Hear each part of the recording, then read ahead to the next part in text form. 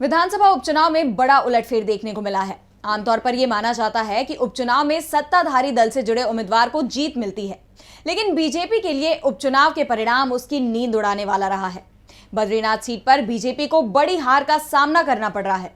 देखिए ये रिपोर्ट। हिंदुत्व पर देश की जनता ने राहुल गांधी के दावे पर मुहर लगा दी है। राहुल ने संसद में कहा था कि बीजेपी और नरेंद्र मोदी अकेले पूरा हिंदू समाज नहीं है, और आज हिंदुओं के सबसे बड़े तीर्थ स्थल बद्रीनाथ सीट पर हुए विधानसभा उपचुनाव में जनता ने कांग्रेस को जिताकर बता दिया कि बीजेपी की हिंदुत्ववादी राजनीति अब चलने वाली नहीं है। वैसे बीजेपी हर उस सीट पर हारती दिख रही है जिसके सहारे वो देश भर में राजनीति करती रही है। हाल ही में लोकसभा चुनाव हुए थे। लोकसभा चुनाव से पहले अयोध्या में राम मंदिर का पीएम मोदी ने उद्घाटन किया।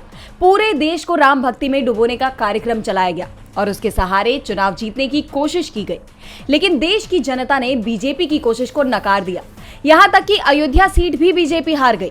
लोकसभा चुनाव में बीजेपी के लल्लू प्रसाद को सपा के अवधेश प्रसाद ने 54,567 वोटों के अंतर से हरा दिया था। और इस समय चार धाम की यात्रा चल रही है। बीजेपी इस यात्रा को लेकर जोर शोर से प्रचार में जुटी हुई है, लेकिन चार धाम से जुड़ी सबसे बड़ी विधानसभा सीट बद्रीनाथ में जब उपचुनाव हुए तो बीजेपी बड़े अंतर से चुनाव हार गई। बद्रीनाथ सीट पर कांग्रेस के लखपत सिंह ने बीजेपी के राजेंद्र सिंह को 5,000 से भी ज्यादा वोटों के अंतर से चुनाव हरा दिया।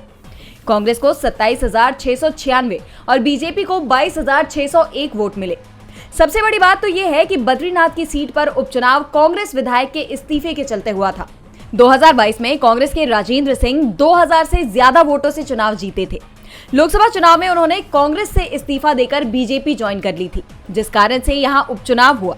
लेकिन प्रदेश की जनता को दल बदलू उम्मीदवार पसंद नहीं आया और न ही बीजेपी की हिंदुत्व की नीति पसंद आई। डीबी लाइव की रिपोर्ट।